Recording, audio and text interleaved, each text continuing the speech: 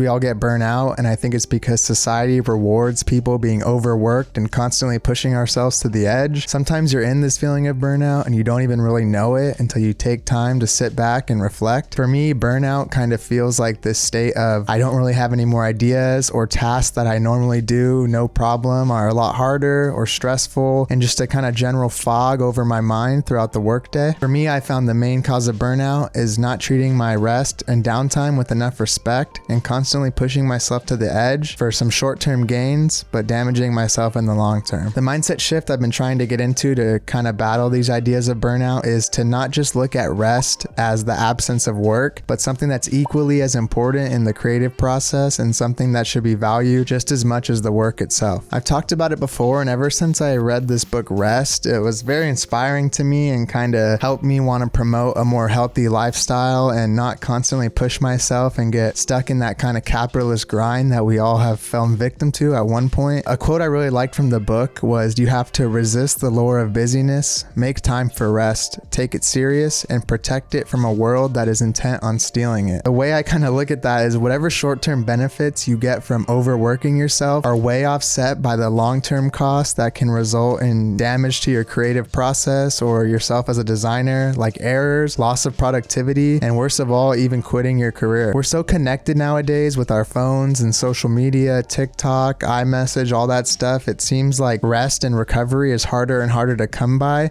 especially if you're stressed out by a client project and they can email you at any moment when you're just sitting on the couch on your phone. So in this video, I want to reflect on some of my experience with burnout and some overall tips on how you can be a more sustainable and healthy creative. At the end of the day, we all have to work, right? So the first thing I found that has been very important and healthy and kind of keeping a sustainable workflow is this idea of 4 hours of work. I know I've talked about this before. I first came across it in the book Deep Work by Cal Newport, which I also highly recommend. Honestly, this idea of 4 hours of work I think is very valuable, and the 8-hour workday isn't really sustainable. Most people I know, including myself, when I worked in an office, there wasn't usually 8 hours of work being done. That's just how long you had to be there. And I've noticed that my productivity takes a hard drop off after about 4 hours. I think especially as designers and other creative fields, this idea that our output should be measured by the amount of hours we're doing is wrong. The amount of time you're working doesn't directly affect what you're getting done or how quality the thing is that you're doing. And sometimes that 4 hours of work that day can just be ideation or concepting or creative stuff. The most difficult thing with putting yourself to that rigid hourly schedule is that sometimes creative work isn't just the production part. The stuff that goes into it before, like gathering inspiration, coming up with ideas, is just as important, and it shouldn't be held to a different standard as other types of work. When I discovered this idea of working 4 hours and I try to implement that for my main work for the day, it's been very monumental for my productivity and my overall mental health. The nicest thing about this strategy is if you're efficient and you minimize distractions, you can get the amount of work you need done in that 4 hours you otherwise would in an 8-hour workday as an employee. The important part though, like I said, is minimizing distractions. This 4 hours of work isn't the same amount of work that you'd be doing in 8 hours. You need to channel your energy and your focus and really get into that deep work during those times. The simple way I've been able to manage this is putting my phone on Do Not Disturb, closing out emails or any other distracting things that would happen, especially as us designers, we're working on the computer a lot and there's a lot of things that can pop up and distract you. This idea of just answering something real quick or maybe doing an email or doing something just to get out of the way while you're working can be more detrimental than you think, because it leaves this kind of residue on your brain. And even if you're still trying to get back into your work or your flow state, you may be thinking in the back of your mind about that other thing you have to deal with in a few minutes. I know 4 hours may not sound like enough to most people, especially if you're used to a normal schedule, but if you can get your deep work done in this 4-hour chunk, I promise you it'll pay off. If you're more efficient with your workday and you get all you need to do done, this helps minimize burnout and allows yourself more time to enjoy stuff outside of working. The next thing that goes hand in hand with this is a solid morning routine. A nice morning routine allows for consistency without burning out. I know sometimes a rigid routine can be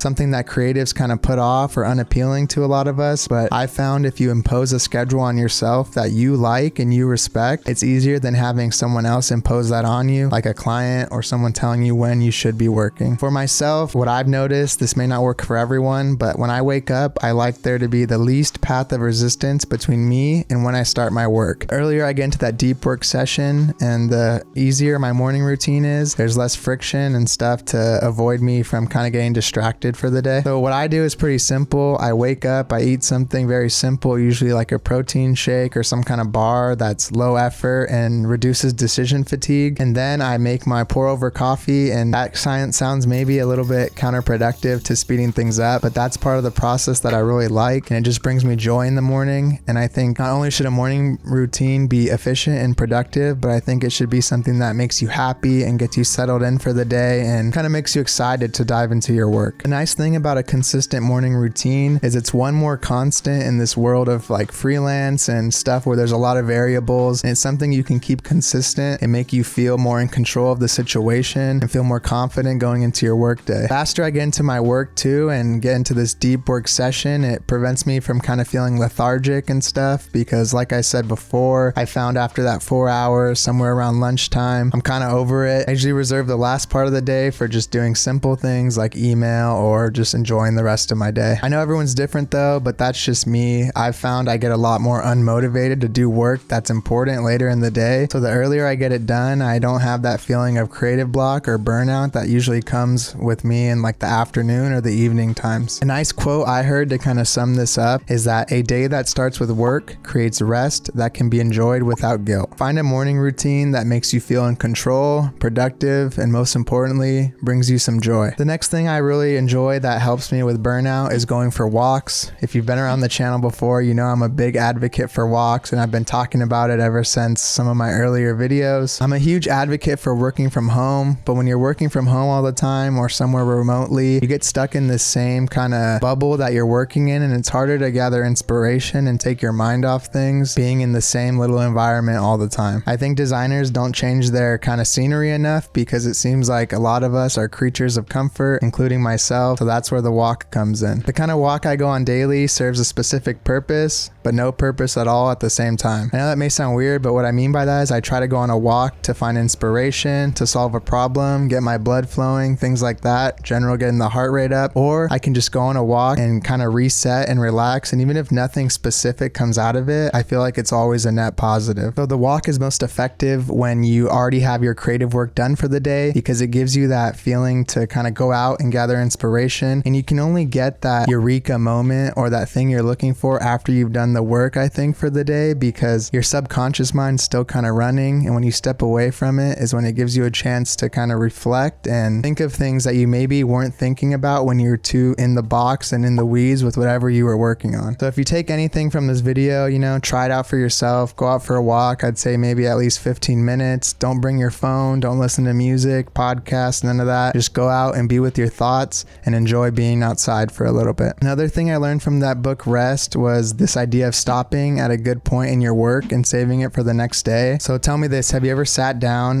to work for the day and you're met with, you know, a blank page or a problem or having to start something new and not a good point that you left it yesterday? This is usually for me when I feel that creative block. So I suggest trying this out. You're at a good point and you're working on a nice project and you're feeling in the flow. As long as it's not going to interrupt you for the long term, I suggest stopping at that good point. That way you can get back into it, and when you're waiting to work again, you're feeling excited and kind of like looking forward to it rather than dreading starting work the next day because you know you don't have any ideas. I've incorporated this strategy a few times in the past couple projects and it's worked out well, and you can try it out. Let me know what you think. I know sometimes we don't want to completely interrupt the flow state we're in, but sometimes stopping at the right point is beneficial in the long term. I wouldn't feel right talking about burnout without talking about sleep. Sleep's one of the most important parts of the rest and recovery process, and something I've noticed a lot of us creatives kind of neglect. Topic's super important, but I don't want to talk about it too much because I'd feel a little hypocritical since I don't always follow my advice, and I have some kind of bad sleep habits, honestly. I'm always staying up later than I should and getting up earlier than I should considering how late I went to bed. I do remember though hearing from a sleep expert, they were asking, you know, how many people do you think can perform at 100% on only 4 to 6 hours of sleep as they would on 8 hours of sleep? And the percentage of those people was 0. And a lot of people think that they're just as good as they are on that short amount of sleep, but it's because we're constantly living in this state of sleep deprivation, and you wouldn't really know what your best performance is because we're not allowing ourselves to get that full night's rest. So for me, I'm going to be trying to get 8 hours, and I'm making this video hopefully will hold me a little bit more accountable. But if you have a bad sleep habit or your sleep schedule is all messed up, I encourage you to maybe fix that that step first to kind of help with some of this other stuff. So now that we kind of got the main rest, sleep, and the work stuff out of the way, I know all of us don't just want to sit around resting all day or sitting there because it's not very stimulating, and you can only sleep and go for so many walks in a given day. So this is where this idea of deep play comes in. And deep play is kind of like an activity that's fun for you, not really work related, but still physically or mentally stimulating and challenging enough for you to make you feel engaged and not think of work. Think of these as like hobbies, you know. For me, it'd be video games, playing pool, going bowling, building Gunpla models, and so on. And I know all of you probably have your own hobbies, and if you already have something like this, that's awesome because it can help you get your mind off work, but still kind of feed your brain and make you feel engaged with the rest of the day. I think it's very rewarding for us to have hobbies outside of design, because I know a lot of designers, including myself, one of our biggest hobbies is also design. So there's this blurred line between work, our career, and our actual hobbies. I fall into that trap too. I'm always creating personal work and more art-based stuff outside of my client work or my freelance stuff or the YouTube channel. But that's why I've been really trying to put emphasis on this other hobbies and deep play and doing stuff that just kind of takes my mind off design. Because I think if you don't give yourself time to reflect and you're always just all design or all in on something, you're not coming up with any new ideas and you're not getting inspired from any other outside sources. Detaching from the work is important for us, and the ability to detach from our work and completely put it out of our minds is great for our mental and physical recovery. And the more we can detach from the work, the better that recovery is, and the more refreshed you feel hopping back into it the next day. The last section I want to talk about is this idea of sabbaticals. These short detachments, maybe a weekend or a break or something when you're not working at the end of the day, those are great, but those don't write the whole story. You can still feel burnout if you're overworking yourself on a day-to-day basis, even with that stuff. So the solution to that is some extended breaks. I remember I went on a vacation recently to Puerto Rico, and that's when I kind of realized I was in this state of burnout. That was a while ago now, but that is honestly what inspired this video, because I didn't realize I needed the break until I got into the break. Once you're there, you kind of have the time to sit there and reflect and think. Honestly, just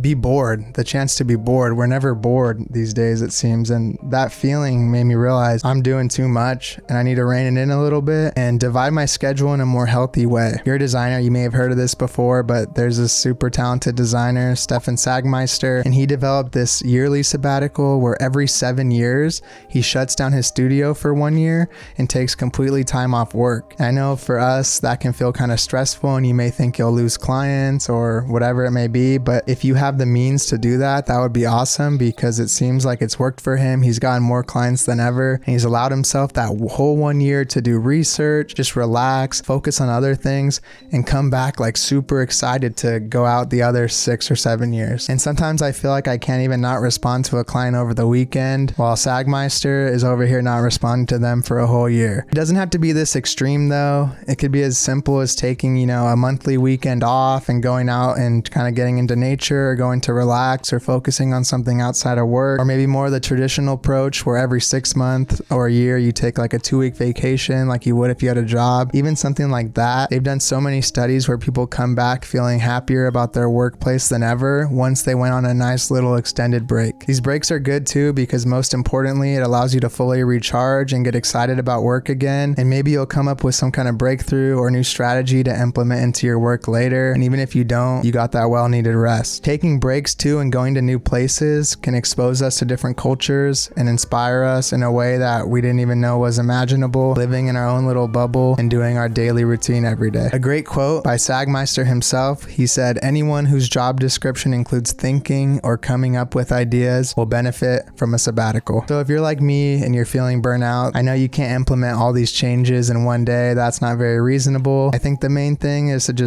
we always try our best and practice a healthy work-life balance, and remember that rest isn't just the absence of work, but it's equally as important in the process. If this stuff was interesting to you and you want to learn more, I highly recommend checking out these 3 books: Deep Work, Rest, and Digital Minimalism. I'll link all those books in the description. If you don't want to read though, and you just want to watch more videos, then you can check out my video on how technology is destroying creativity. I'll see you next time.